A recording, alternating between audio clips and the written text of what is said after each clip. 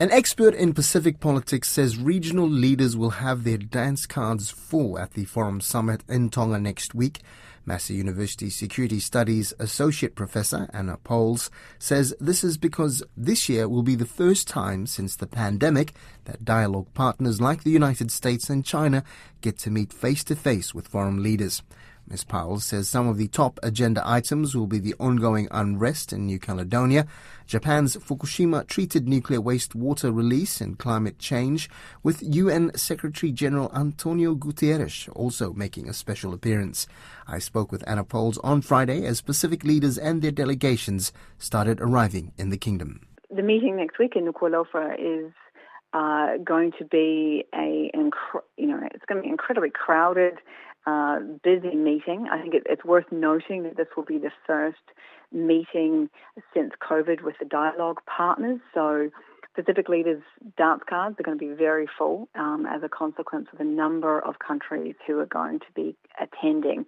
Those are non-forum member countries and the dialogue partners and other special guests as well, such as Turkey. So, but in terms of the agenda itself, without a doubt, Kanaki New Caledonia is going to be top of the agenda, not least because the Forum Troika mission has been deferred by the New Caledonian government. So, it will certainly be an issue that will be discussed in terms of how to plan forward and the role of the forum moving forward with respect to New Caledonia. It's also an opportunity for the New Caledonian government delegation to talk about the issues with forum members without France in the room. So that's a really, really important opportunity there.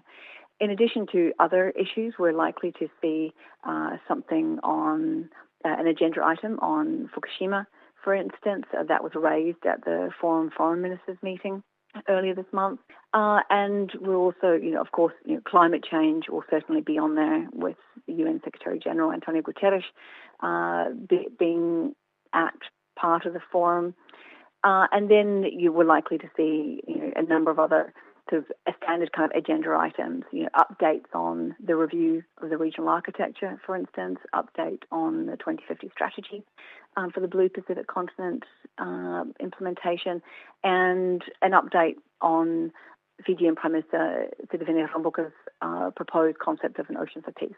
At the last forum, the biggest news item in the end was a bilateral arrangement, the Falapele Union between Australia and Tuvalu. Are there any interesting bilateral conversations already sort of tipped? Well, of course, there is, again, Australia's initiative, the Pacific Policing Initiative, which has been was discussed at the Forum Foreign Ministers meeting. And whilst there was some discussion that Australia may seek a regional mandate for the Pacific Policing Initiative at this forum, it is likely that it'll be more low-key, given that a number of key members of the forum family, such as Solomon Islands, raised concerns about it publicly at the Foreign Foreign Ministers meeting. So that probably would have been the big ticket sort of item that people were keeping an eye on, but that's likely to be more low-key at this stage whilst there's broader consultation and support being built for it. A few leaders didn't make it to the last forum. Any absences that we know of confirmed so far? Not that I'm aware of. It's certainly worth noting that this will be Prime Minister Christopher Luxon's first forum, and he goes into this really with a strong reliance on Foreign Minister Winston Peters as the Pacific point person on this. And we saw that very clearly in Prime Minister Luxon's first foreign policy address that he gave at the Lowy Institute last week, where he really leaned on Minister Peters' language around the Pacific Reset and more in the Pacific Reset 2.0.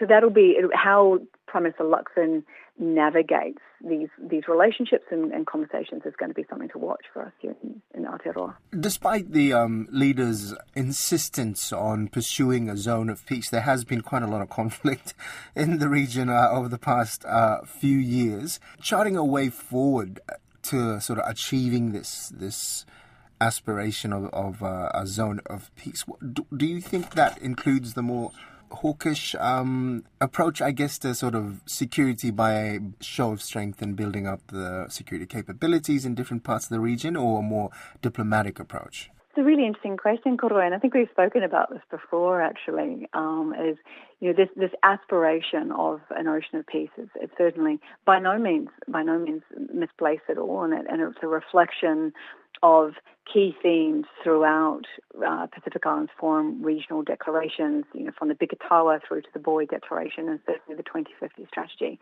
But there's a real challenge here: is how do you call for an ocean of peace?